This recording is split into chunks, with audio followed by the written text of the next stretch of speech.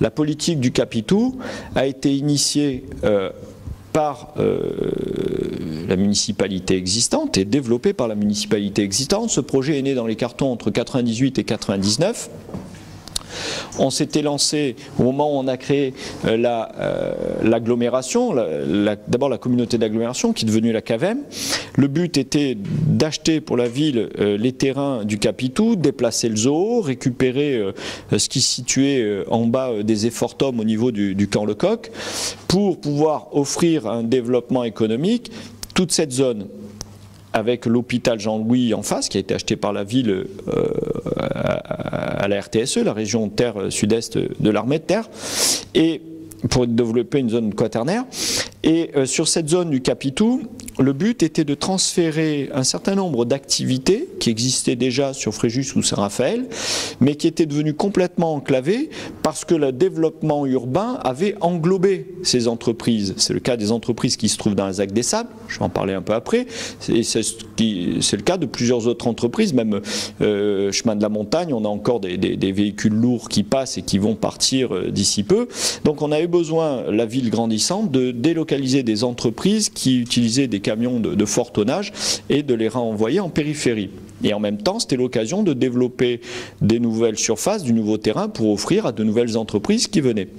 Donc, si vous voulez, je ne vais pas rentrer dans le détail parce qu'il y a toujours des soucis, parce qu'il y a des gens qui voulaient s'installer, qui n'ont pas pu s'installer. Il y en a d'autres qui ont fait une bonne affaire parce que là où ils ont quitté, eh bien, ils vont pouvoir faire une bonne promotion. Mais ça fait partie de la vie, ça fait partie du développement économique. Et je suis plus pour la création de richesses que la politique qui voudrait sanctionner la création de richesses. C'est la raison pour laquelle je suis un libéral et que ce thème revient dans toutes mes réunions. Donc à partir de là, le Capitou, la première zone, c'est la zone BTP qui a été faite. Maintenant, on rentre dans la zone production et il faudra à tout prix poursuivre cette politique. C'est indispensable. Aujourd'hui, je ne sais pas quelle est la quantification exacte entre le nombre d'emplois transférés d'autres zones et ceux qui ont été créés, mais on a véritablement, la municipalité sortante a véritablement créé, apporté au moins 1 millier d'emplois nouveaux sur cette zone-là. Et donc c'est très important. Et compte tenu de son implantation, on va pouvoir aller chercher une clientèle qui vient des Alpes-Maritimes ou qui est bien placée entre Nice et Marseille, ex-Marseille. Donc on doit à tout prix se battre, développer cette zone-là et toutes les réserves foncières ou ce qu'on avait pu imaginer dans le périmètre et qui est encore à récupérer et à développer parce que ça va devenir vraiment un moteur clé pour le développement de notre ville et l'équilibre de notre ville. Il y a des grosses enseignes qui frappent à la porte et j'espère qu'on aura l'occasion de leur donner ce qu'elles réclament pour leur permettre de s'installer. Vous savez que Ikea frappe à la porte depuis longtemps, il leur faut beaucoup de surface, il leur faut 5 hectares. Il y avait Decathlon qui cherchait aussi à installer une base logistique pour pouvoir abreuver tous ces magasins dans le secteur. Ça fait des emplois et c'est important, ça apporte un service. Un Ikea c'est très bien, notamment pour une population jeune ou qui veut se meubler à moindre frais. Et c'est énormément d'emplois. Pareil, pour une base logistique, qu'elle soit Decathlon ou d'autres, ça serait parfait. Pourquoi parce qu'il faut 5 hectares et que quand tu as réservé une escalope foncière et que tu en as un qui veut te prendre 5 hectares d'un coup, tu le lui vends moins cher que si c'est 5 hectares, tu les vends en parcelles de 1000 mètres, 2000 mètres, etc. Et là, on tombe toujours dans le même système où certains préfèrent saucissonner. C'est le même problème que tu as au niveau de l'habitat, où finalement, des tas de gens ont fait de la réno ou fait des immeubles en faisant des appartements grands qui ont, à fur et à mesure, été découpés et ont fait de plus en plus petits, chers.